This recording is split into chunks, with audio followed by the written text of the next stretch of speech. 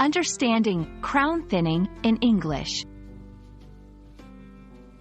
Hello, everyone. Today, we're going to explore a fascinating phrase in English, crown thinning. This term may not be familiar to many of you, but by the end of this video, you'll understand it completely and be able to use it in your conversations. Crown thinning refers to a specific process in arboriculture. Arboriculture is the care and management of trees. Crown thinning involves selectively removing branches from a tree's crown. The crown is the top part of a tree, where the branches and leaves grow.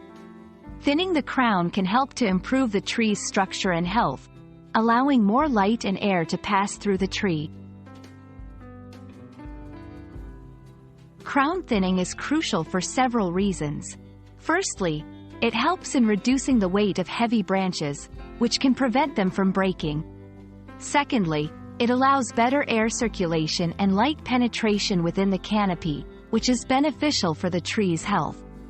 Lastly, it can enhance the aesthetic appeal of the tree, making it look more balanced and well-maintained.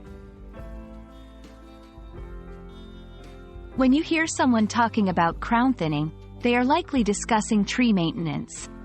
It's a term commonly used by gardeners, arborists, and in landscaping.